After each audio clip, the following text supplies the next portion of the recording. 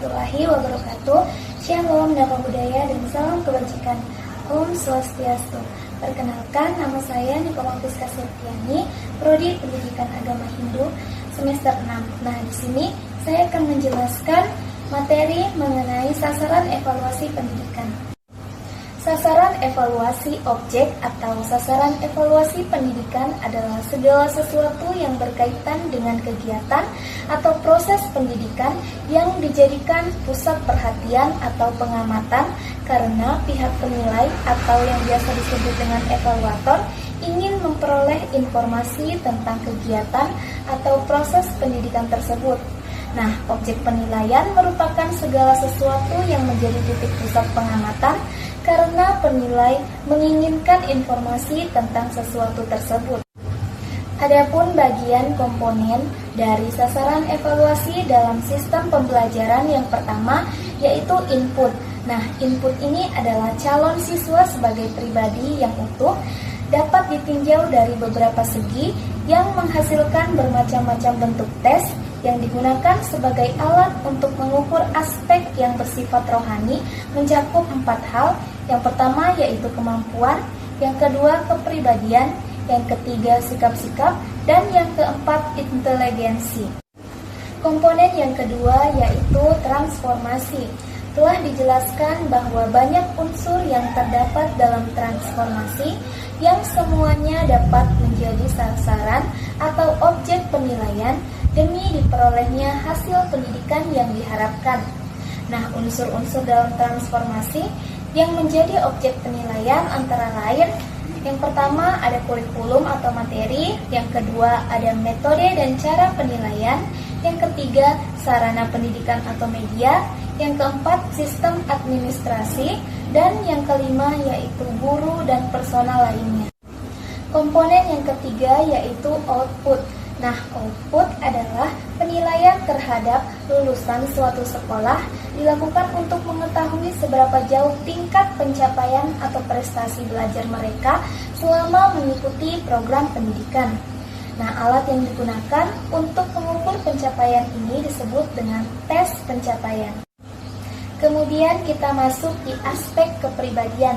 Nah, aspek kepribadian adalah sesuatu yang terdapat pada diri seseorang dan menampakkan bentuknya dalam tingkah laku sebelum mengikuti program pendidikan tertentu.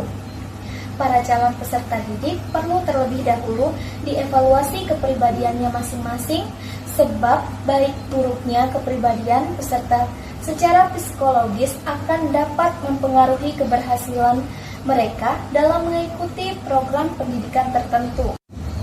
Selanjutnya, objek evaluasi pendidikan dalam dunia pendidikan, khususnya dalam proses pembelajaran di sekolah. Input atau bahan mentah yang siap untuk diolah tidak lain adalah para calon peserta didik. Nah, dilihat dari segi input ini, maka objek evaluasi pendidikan ini meliputi aspek kemampuan, aspek kepribadian, dan aspek sikap. Adapun komponen dari objek evaluasi pendidikan, yang pertama yaitu aspek kognitif atau kemampuan.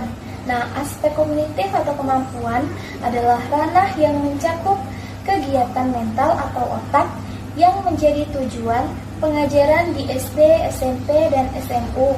Nah, pada umumnya adalah peningkatan kemampuan siswa dalam aspek kognitif. Dalam aspek kognitif itu terdapat 6 jenjang proses berpikir. Nah, yang pertama yaitu pengetahuan, kemudian yang kedua yaitu pemahaman, yang ketiga yaitu penerapan, yang keempat yaitu analisis, yang kelima yaitu sintesis, dan yang keenam yaitu penilaian. Komponen yang kedua yaitu aspek psikomotor. Nah, aspek psikomotor atau keterampilan adalah aspek yang berkaitan dengan keterampilan atau skill atau kemampuan bertindak setelah seseorang menerima pengalaman belajar tertentu. Nah, hasil belajar psikomotor ini sebenarnya merupakan kelanjutan dari hasil belajar kognitif atau memahami sesuatu, dan hasil belajar afektif atau yang baru tampak dalam bentuk kecenderungan. Nah, kecenderungan untuk berperilaku misalnya. Terus, hasil belajar kognitif ini akan menjadi hasil belajar psikomotor apabila peserta didik telah menunjukkan perilaku atau perbuatan tertentu sesuai dengan makna yang terkandung dalam aspek kognitif dan aspek afektifnya.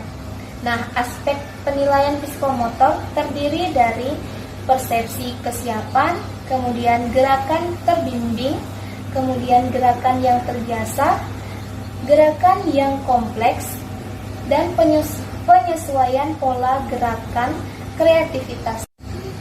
Komponen yang ketiga yaitu aspek afektif atau sikap. Nah, aspek afektif atau sikap adalah ranah yang berkaitan dengan sikap dan nilai. Aspek afektif pada dasarnya adalah merupakan bagian dari tingkah laku manusia sebagai gejala atau gambaran kepribadian yang memecar keluar. Aspek afektif ini menjadi lebih rinci ke dalam 5 jenjang. Nah, yaitu menerima atau memperhatikan, menanggapi atau partisipasi, menilai atau menghargai, penentuan sikap, mengatur atau mengorganisasikan, dan karakterisasi dengan sesuatu nilai atau kompleks nilai.